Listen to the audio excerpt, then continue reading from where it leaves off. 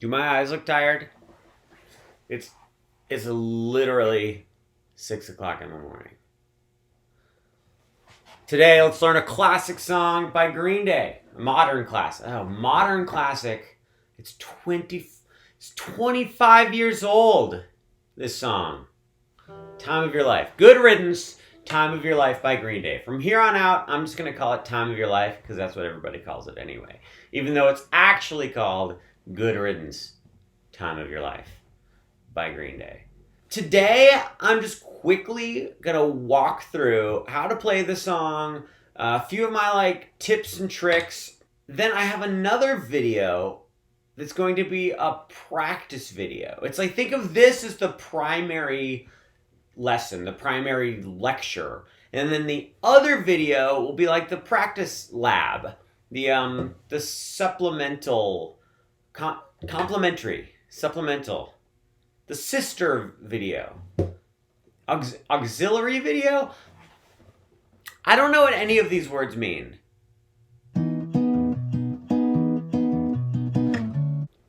Judges are telling me the word is supplemental.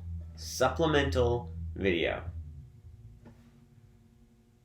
Yeah, supplemental. So there's this primary lesson video you're watching now. Then later on, practice along with the supplemental practice video. That's where we'll really break each part down into the nitty-gritty so you know exactly what to practice.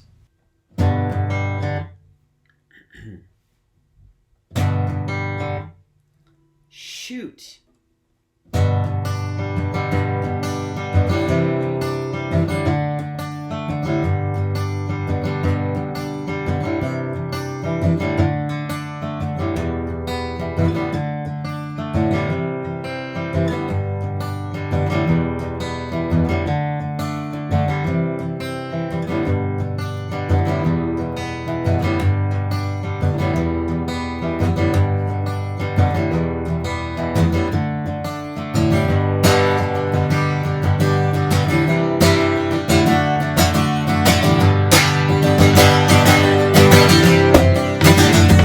Let's learn the song.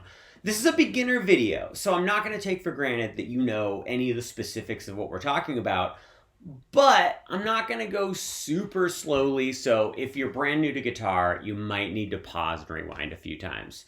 That being said, let's get started with the first chord, the G chord. So there are a few different ways to play the G chord. Sometimes people learn it with just the ring finger. Sometimes people learn it like this, where they don't use their pointer finger. Those are all great ways to play G, not for this song. For this song, we need to have middle finger up on the 3rd fret of that top string, pointer finger on the 2nd fret of the string right below, and then your ring finger is on the 2nd string from the bottom, the B string on the 3rd fret, and your pinky is on the 3rd fret of the very bottom string, the high E string. Should sound like this. We did it. Once you have that G chord in place, now it's time to switch to the next chord. Once you have that G chord in place, it's time to switch to the next chord, which is the C add 9. This is a really easy switch. All you have to do is threw my pick on the ground. All you have to do is take your middle finger, move it down a string, take your pointer finger, move it down a string.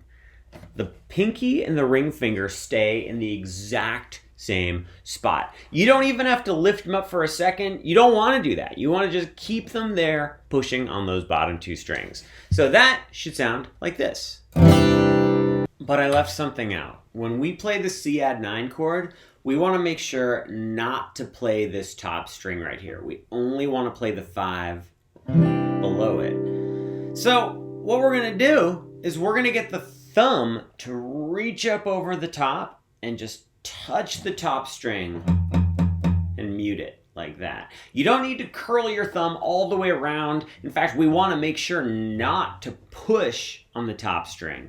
We just want to bring the thumb up and just touch it. I just kind of squish the flesh of my thumb down onto the string, just barely touching it. I I get this really ugly, weird, clunky sound from the top string, but when I play the full chord, you don't even hear that clunky sound. You just hear the notes you want to hear.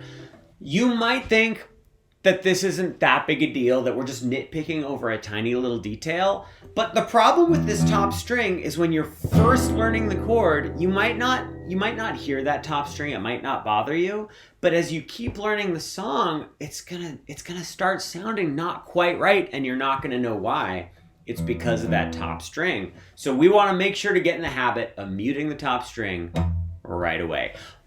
Here's the good news. On the G chord, you can just keep your thumb there. Because your middle finger is in front of your thumb, it doesn't make any difference whether your thumb is there or not. So just keep your thumb parked up there, touching the top string when you're on the G, and then again when you switch to the C add 9. Easy. Let's practice switching between the G and the C add 9. We're gonna play whole notes, which means we're gonna hold out each chord for 4 beats. 1, 2, 3, 4. 1, 2, 3, 4. Then the C add 9. 2, 3. Back to G. 2, 3. Then C. 2, 3, 4. I thought this was the lesson video, so why are we practicing? Why don't we save that for the practice video? Yeah, okay. You make a good point. That should be in the practice video. But we just had to practice a little bit just to get it going. Okay. Third chord, the D chord. The D chord. You guys probably know D. Middle finger, 2nd fret on the bottom string. Ring finger, 3rd fret on that 2nd to bottom string. Pointer finger, 2nd fret on the 3rd to bottom string. There it is. Take a good look at it. The D chord. Little known fact about D, it's not little known at all, everybody knows this. You don't want to play this top string with a D either, so your thumb is just going to stay there, muting that top string. If you right now are going, you know what, I'm not going to worry about the top string, it's fine. It's fine, I'm just going to play the top string, it's going to be fine. It's not going to be fine. You need to mute that top string, bro. D chord. Let's do it. Let's do G 2 times, then C add 9 1 time, then D 1 time. 1, 2, 3, 4. G 2, 3, 4. Then G again. 2, 3. C add 9 and C add 9. 2, 3. Then D 2, 3, 4. It's so hard switching from the C add 9 to the D. Oh, you better go play along with that practice video. It's going to help so much. But let me show you my little trick for this. It's a trick everybody does. It's such a good one. It's one of the greatest tricks in all of guitardom. When you switch from the C add 9 to the D, watch this, watch this, watch this. Are you watching? How am I framed? Let me get it right in the middle. Watch, watch, watch this finger right here. Oh, did you see that? Here, I'm going to go back. I'm going to go back. Did you see that? Ring finger doesn't move at all. So that's one less finger you have to worry about. And that finger is a really nice anchor holding you in place when you switch chords. So that means we've got G, then G again. Then when you switch to C, these 2 fingers stay in the exact same spot. And then when you switch to D, your ring finger's in the same spot. This is very convenient. Very convenient. Those are the chords for the intro. Now let's get into the strumming for the intro. First, I'll show you the basic strumming pattern. Basic because it's basically what they do on the recording. Then I'll get into the specific way that Billy Joe actually plays it in the recording of the song. So first thing, we're going to learn the basic strumming pattern. By strumming pattern, I just mean the direction that we're strumming the strings, and I mean what rhythm we're going to strum. So we're going to start off with a strum down, just like almost every song ever created. All right. Right after that, we're going to strum down again, and then up immediately, like this. Down, down, up. This rhythm's going to start getting complicated pretty quick. I have a really, really dumb way of practicing this, but we'll save that for later. First, let's get through the whole pattern. Down, down, up. Then right after that, you're going to strum up, down, like this. Down, down, up, down. Really important that you follow those instructions exactly, which means we have 2 ups in a row. Down, down, up, down. Only one more strum left, one more strum up at the very end, like so. Down, down, up, down, up. Let's do it really slowly. 1, 2, 3, 4. Down, down, up, down, up. I hope you like playing it slow, because there's going to be a lot of playing it slow in the practice video. We need to repeat this. When we repeat it, that's when it really comes to life. So as soon as you do that last strum up, you're just going to start it over again. Down, down, up, down, down, down, up, down, down, down, up, down. I promised you a dumb way to practice this. We're going to chant a little rhythm to get us used to the flow of this. So it's a little phrase we're going to say over and over again in rhythm so that we can feel the rhythm of the strum. It goes a little something like this. I believe in Santa. I believe in Santa. I believe in Santa. Say it with me. It's a cool thing to say. 1, 2, here we go. I believe in Santa. I believe in Santa. I believe in Santa. I believe in Santa. We did it! Okay, but now we have to switch chords while we're doing this cool Santa strum. So let's do the G 2 times through the strumming pattern, and then we're going to switch to the C add 9 and do that once with the strumming pattern. 1, 2, here we go. I believe in Santa. I believe in Santa. I believe in Santa. Oh, it's inspirational. This is good. This is good. Then we have to go to a D. After the 1 time on the C add 9, we're switching to D, doing the exact same strum. 1, 2, 3, 4. I believe in Santa. I believe in Santa. I believe in Santa. I believe in Santa. If you have not played this sort of thing before, this is really hard for you right now. That's great. We're going to keep moving ahead. Go watch the practice video after this. You're going to be great. Now let me show you what they actually do in the recording. It's basically the same. They're playing the same rhythm, so don't worry, you can still believe in Santa.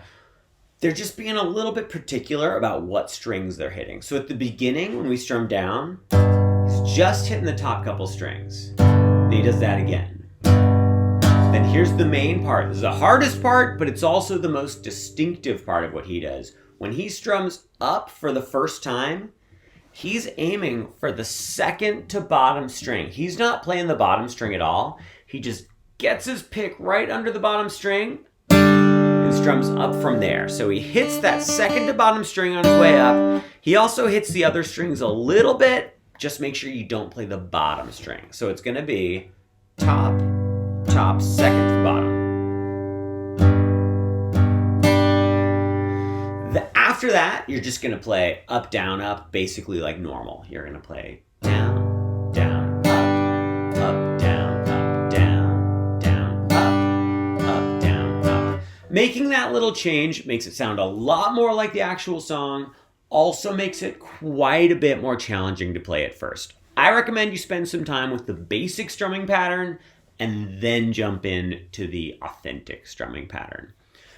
The rest of the song is going to be pretty easy to learn right now because we already have the strumming pattern. Now we're just plugging in some new chords. We have 4.5 chords total in this song. 5 chords, but I'm going to call it 4.5. You'll see why. So next part of the song is the verse. Guess what? The verse is literally exactly the same as the intro. You play the G, then you play the G again, then you play the C add 9, then you play the D, all while believing in Santa. I believe in Santa. I believe in Santa. I believe in Santa. I believe in Santa. He does that, I want to say 4 times, 6 times. For the verse, he does it 4 times, I think. Then we go into what I like to call the pre-chorus. Some people might call this the second half of the verse. Some people might call it the first half of the chorus. I call it the pre-chorus, the part that builds up into the chorus, keeps the exact same strumming pattern, but now we're starting with an E minor chord. E minor chord, if you don't know, top string open, which means we want to get the thumb out of the way for the E minor chord. Just hinge it up like that. Middle finger plays the 2nd fret on the 2nd string from the top. Ring finger plays 2nd fret on the 3rd string from the top. And then the bottom 3 strings are open. It's a great chord. One of the first chords most people learn on guitar. After the E minor, we're going to switch to the D chord. That's a tough switch because we don't get to keep the ring finger anchored in place. We have to go from the E minor, lift everything up, and just totally find the D chord from scratch. So we're definitely going to need to put in some special time practicing that.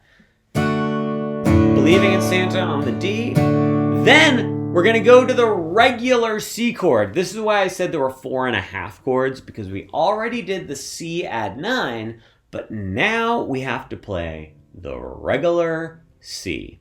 Regular C is kind of a pain. Ring finger, 2nd string from the top, 3rd fret. Middle finger, 2nd fret on the 3rd string from the top. Pointer finger, skip the G string, that 3rd string from the bottom, go straight to the 2nd string from the bottom on the 1st fret, like so. This one, let me show you a couple things about this C. Do not have your fingers parallel to the frets or perpendicular to the strings, however you want to think about it. Don't come straight up like that. It hurts. Your fingers are too separated. You want to angle your hand back like that so that your fingers are coming in at an angle. It's going to take some getting used to. Then after that C, you go back to the regular G. So check it out. E minor, D, in Santa, C, believe in Santa, G, believe in Santa. It does that 2 times. E minor, D, C, G. E minor, D, C, G. Then we get to the chorus. The chorus has the same strumming pattern. It has the same chords. We just change the order of the chords and we leave one of them out. So we're going to start with the E minor. I believe in Santa. Then we're going to go to a G. I believe in Santa. Back to E minor. Back to G again. Back to E minor again. But this time, go to D. Let's walk through that one more time. E minor, G, E minor, G, E minor, D. All right, well, you can handle that. What happens after that, though? The whole thing starts over again. We go back to the intro, basically. So it's a little bit different. We'll call it the interlude. And then it does another verse. Then it does another pre-chorus. Then it does another chorus. And then I don't remember quite what happens after that. I'll go check and I'll get back to you again in a minute. I suppose now is as good a time as any to talk about the song form. Song form is just the order of the different sections and how many times we play each section. We've already learned all of the chords for each section. There was the intro.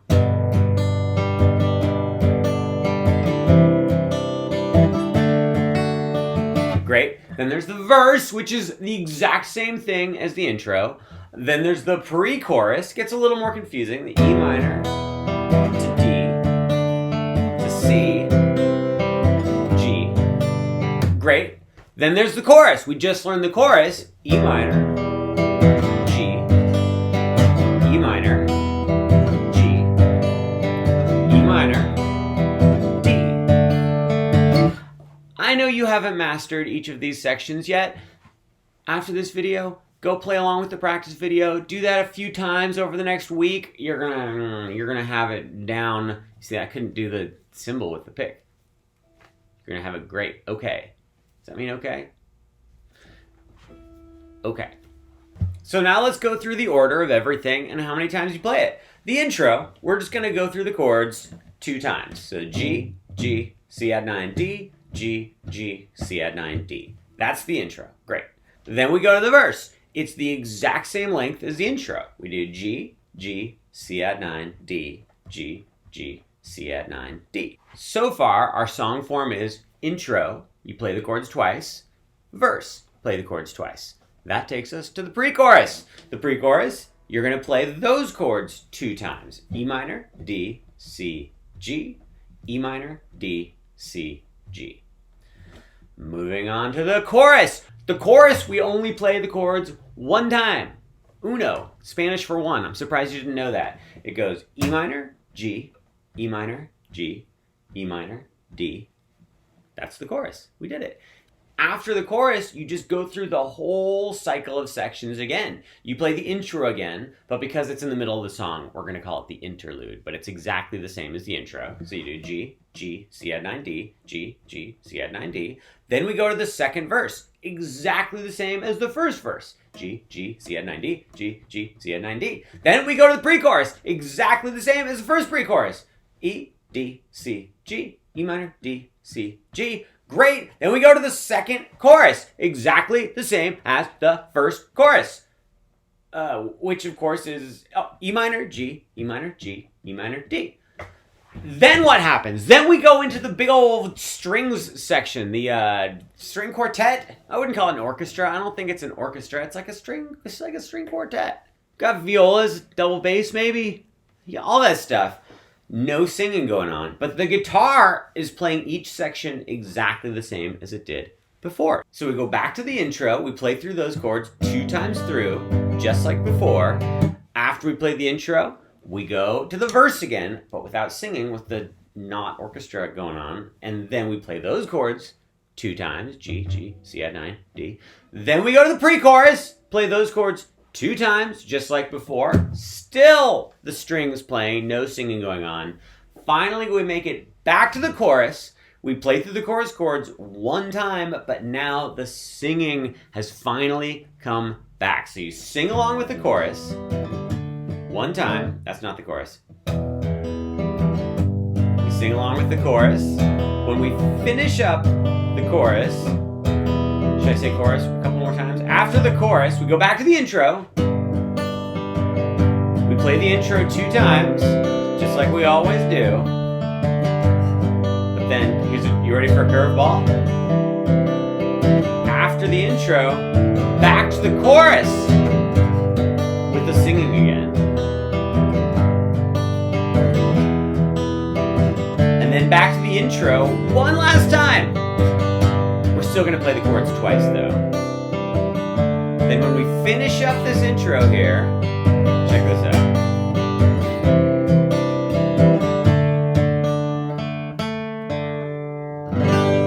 At the end there, I slowed way down. When I got to the last D, I went, and then I went 3rd string from the bottom. And then he just kind of plays the open strings like this.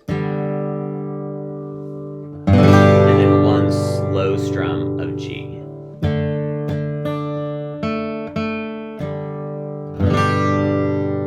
Oh, guys, we made it through the whole song. It's beautiful.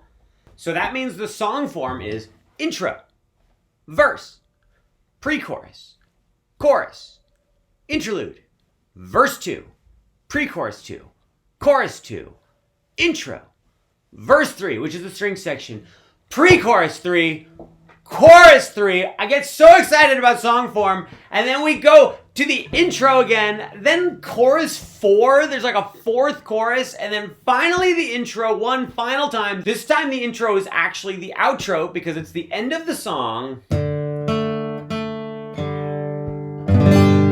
And we made it all the way through. There's only one thing left to do in this video. Now, after that, you're gonna go and you're gonna play along with the practice video throughout the week. I have so many more tips and tricks in the practice video. What is the difference between a tip and a trick? Regardless of whether there's more tips or more tricks, go play along with that. It's gonna be so helpful. I'm not sure if you guys know this. You don't get better at guitar from having a lesson or watching a video. You get better at guitar from practicing guitar. The practice video is there to help guide you through that practice so you can get the most out of it and maybe have a little bit more fun doing it. We have one more thing left to do in this video, and it's like a total extra credit, more advanced thing. So most of you can just stop watching now. Get out of here. Go. I'm mad. The last thing, if you guys have watched a couple other videos of mine, you know that I am a fan of lying to my viewers. I lied to you and I told you that the strumming for most of the song was, I believe in Santa, I believe in Santa. But the truth is, after the last chorus, Billy Joe switches the way he strums the song. If you can tell, he's kind of ad-libbing a little bit. He's kind of changing up what he does throughout the song. But there's a basic strum that he switches to. And I'm going to show it to you right now. Again, pretty advanced, a little tricky. Only do this if you're ready for a challenge. Here's what we've got. You're still going to play all the same chords, but instead of playing I believe in Santa, we're going to go like this.